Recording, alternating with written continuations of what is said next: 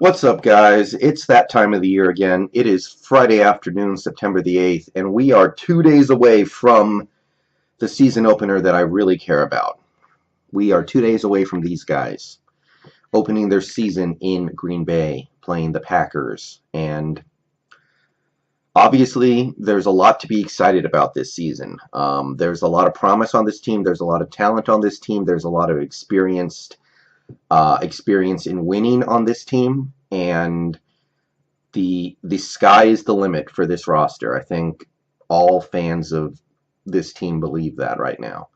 So let's talk about this opener because I can't lie. When I looked at the schedule when it came out a few weeks ago, when I took a look at it, I look at week 1 and I see in Green Bay and I think, oh well, that's probably not good. Lambeau Field's been a house of horrors for this team over the last decade plus. I don't think, I could be wrong, but I don't think we've won a game in Lambeau Field since at least the we want the ball and we're going to score game.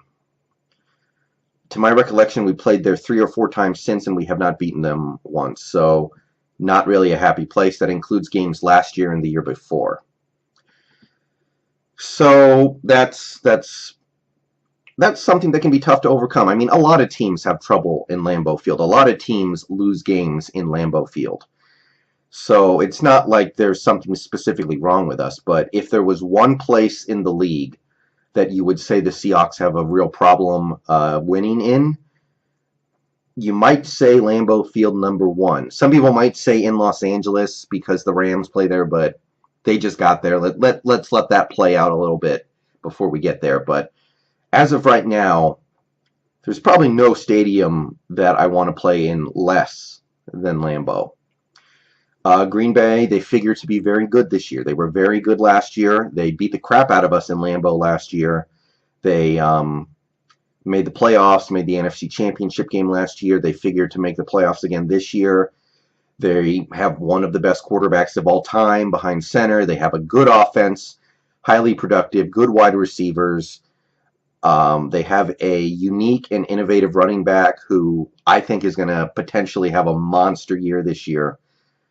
I just like the way they use Ty Montgomery. So that offense looks like it's sharp and on point. Offensive line, one of the best in football. It is a tall task to go in and win in a Green Bay home opener. So how is this year going to be different? Because like I said, when you first look at the schedule, if you're me, you looked at that game and you're like, oh, well, okay, we're probably starting 0-1 this year. This team usually doesn't start off seasons very well anyway. I mean, you think back to the last several years under Pete Carroll, we've lost quite a few season openers. The ones we've won have typically been close and ugly, and you haven't been happy coming out of those games. The only time in the Pete Carroll era that you would say you were completely happy coming out of a season opener would be his first year when we blew out the 49ers, and the year after the Super Bowl win where we blew out the Packers at home.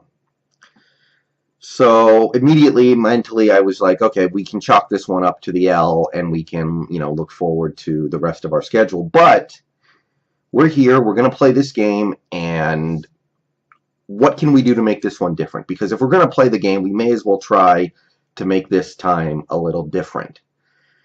And in a way, it's kind of a cool position to be in. Because one, you're playing probably the toughest game on your schedule in the very first week. We have other tough games. We're playing at Tennessee. Tennessee could make a big leap this year for all we know. We still have the game in Los Angeles, which you never like doing. We've got a couple games on the East Coast. We're going to New York to play the Giants. We're going to Jacksonville to play the Jaguars. We have a game in Dallas. We're hosting Atlanta. These are games that have the potential to be tough, but right now, if I had to guess which game is going to be the toughest one for us, the game that I'm least looking forward to, it would be this one in Green Bay. So you win the game, suddenly your mind just fills with visions of 14 wins, of going 14-2, making the Super Bowl, winning the whole thing.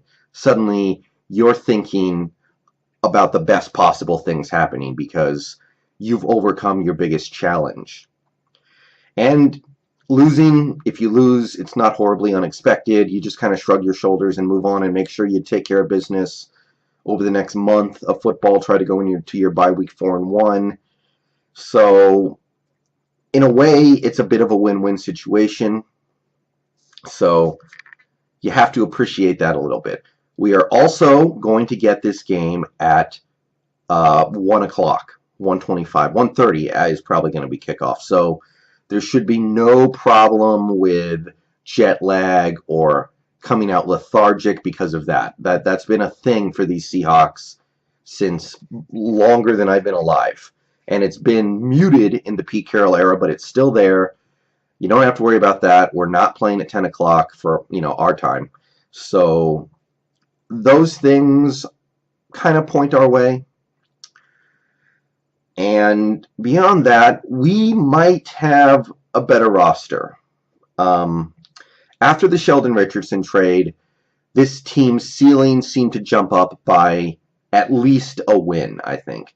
Everyone who was thinking about how good this team could be, it was always with this little caveat. If you really knew the team, you knew the defense was good, that you knew the defense was possibly going to be the best in football, but you were frustrated because you knew they were going to struggle to get pressure up the middle. They didn't have that guy.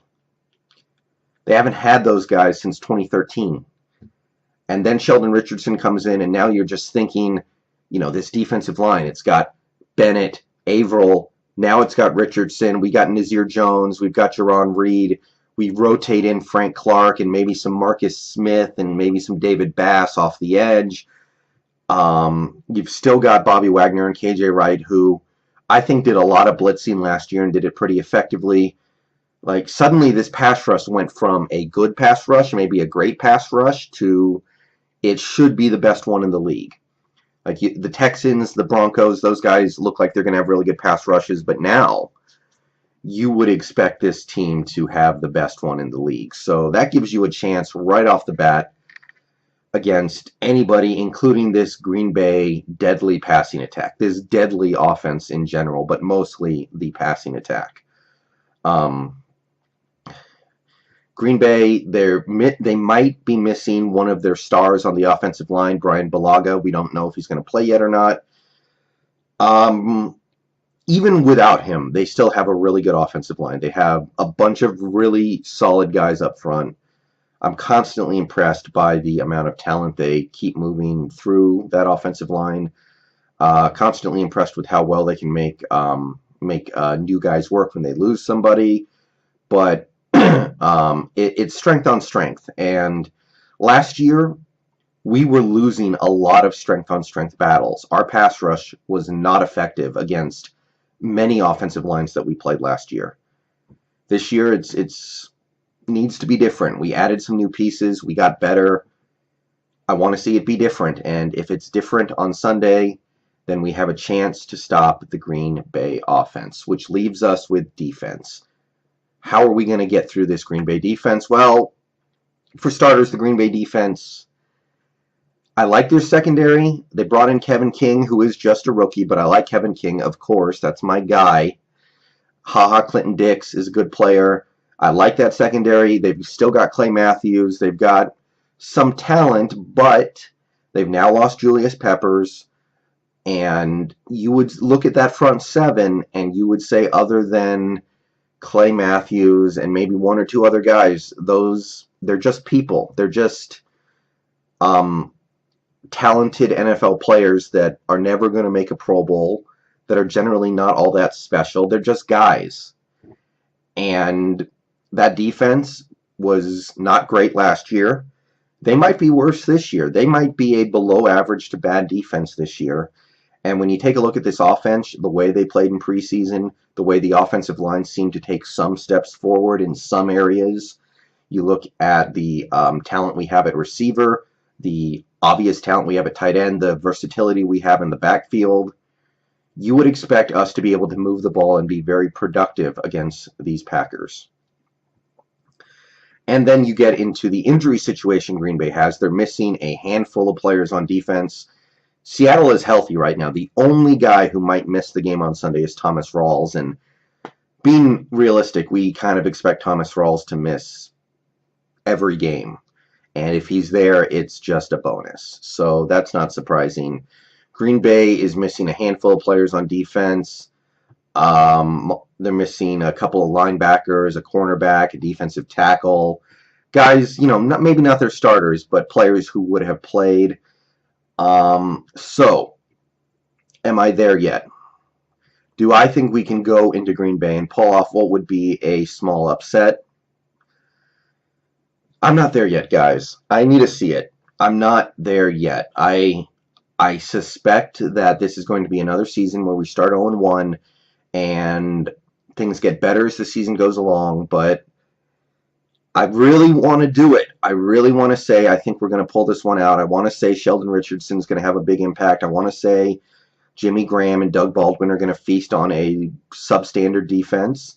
I want to say we're going to find a way to run the ball behind an improving offensive line, but this is just one of those times where I need to see it. Whatever happens, not going to get to me too much as long as we get out of there healthy. It's nice in a way to play in Lambeau Field in September before the conditions get really bad. That's going to help us more than anything else, I think. That's another thing pushing the potential direction this game goes our way, but I'm just not there yet, guys. I view this as the toughest game we play all year, so I'm going to say it's a close competitive game. I'm going to say we play well. I'm going to say we come close, but I'm going to say that we start 0-1 and things get better from there, and I'm going to give them the chance to prove me wrong. But very excited to tune in, see the new players, see the old players, see how everything comes together for 2017.